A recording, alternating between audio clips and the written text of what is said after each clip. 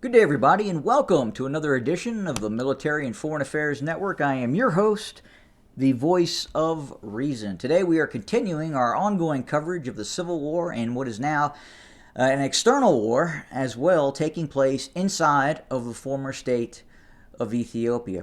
Today, the Tigrayan General Staff is reporting that the Eritrean army has launched an all-out offensive and/or invasion, however you would like to call it, of northern Tigray. We believe that, again, over the past several weeks, there have been additional call-ups of Eritrean reserves taking place. Even elderly personnel with prior service records have been recalled into the armed forces of Eritrea. And now today, even the Washington Post is reporting that the army of Eritrea, via information coming from the Tigrayan General Staff, is reporting that the Eritrean military has invaded northern Tigray. It looks like they have added two additional invasion routes to the current fighting that was taking place north and west of Shire, near Shiraro and north of Shire. But it looks like the two most prominent invasion routes into the Tigray region are now being accessed. One near Rama and near north central Tigray, and the closest to a direct route towards the capital of the Tigray region, Mekelle, and that would be the Zalambasa area of operations as well, located here on my map. But we expect we will be receiving more information. As I had mentioned earlier, towards the end of last week, we would probably be receiving additional information, and we will be receiving that.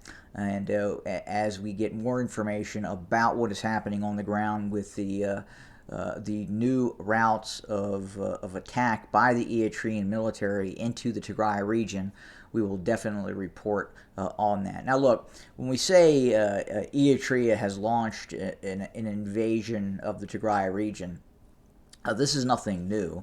This has been going on now since late 2020, and even within the last few weeks, we've seen Eritrean forces operating inside of the Tigray region. So none of this is really new. Are we going to see an uptick in violence? Are we going to see an uptick in fighting? Probably, absolutely. Now, the difference now, again, as I've talked about between now and late 2020, is you have a fully mobilized Tigrayan defense forces with 200,000 plus personnel in the field. Some estimates indicate that the Tigrayans may have mobilized up to 300,000 and or more personnel in the ongoing mobilization campaign. So the TDF is in a much stronger position now than it was in the early late 2020 campaigns that took place. The Tigrayan Defense Forces right now control areas in the northern Amhara region. They have strong points just to the north, east, and west of Waldea. They have recently retaken DRK as well.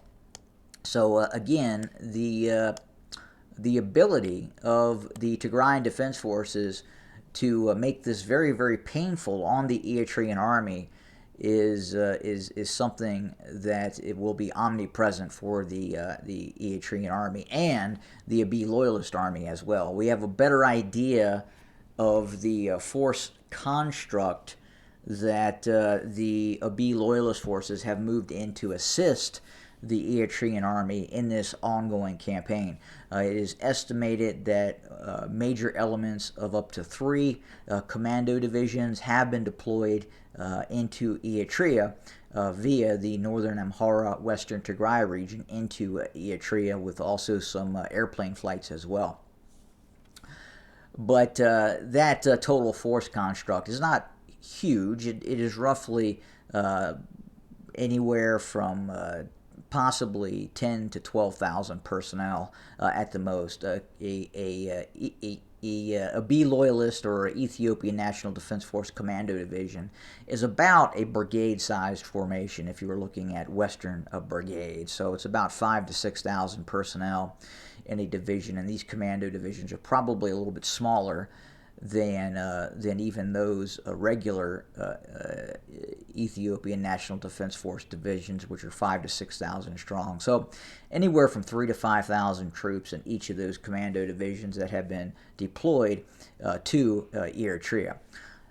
So, yep, they are getting support directly from the Abiy loyalist forces, directly infused into Eritrea along these attack routes into northern Tigray. And in all probability, this is because of the pressure that the Tigrayan Defense Forces are putting on the Abiy loyalist formations in the south.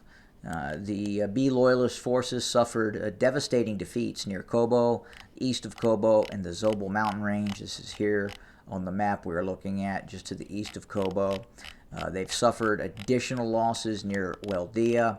The fighting continues east of Sokoto, east of Lalibela, and then again towards DRK.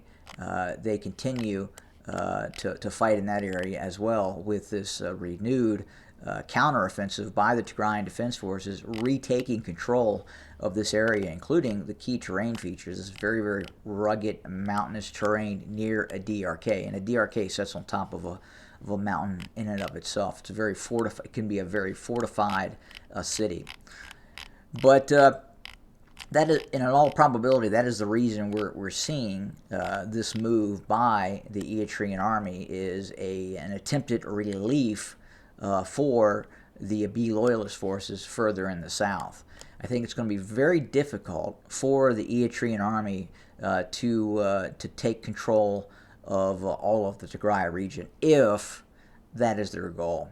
If their goal is to move from, say, Zalambasa and Rama and progress south with the goal of seizing Mekelle, again, this is a whole nother dynamic right now than what occurred in 2020. You got to understand there were roughly 9,000 paramilitary police, special forces police, and some mobilized forces in the Tigray region, equaling again about 9,000 personnel. Now there's 200,000, and many of these cities have been prepared for the eventuality that they would be fighting in areas such as Adigrat, around Adigrat. Again, you have heavily mountainous terrain to the west of Adigrat, and this would be one of the key invasion routes around Zalambasa south to eventually get towards Mekelle. So going to be a very, very difficult fight for the Eritrean army. It's going to be very costly if that is their goal. It could be, again, just a matter of trying to get Tigrayan Defense Forces to pull away from the northern Amhara region and focus more on the northern Tigray region and facing off against the Eritrean army again. But again, this is very, very early in what is happening, but we'll continue to monitor, report, watch very, very closely what is happening. Again, it's going to be a much different campaign in all probability this time than what we saw in 2020. The joint forces of Eritrea and the Abiy loyalists were able to get into Mekelle within 20 days, just about a month. Now, probably going to be a much different situation given mobilization has occurred. But that is what is happening on the ground right now. So again, fighting near Shiraro, north of Shire. It does appear that there is now, at least the Tigrayan side is reporting that fighting is now taking place on Rama front and Zalambasa as well.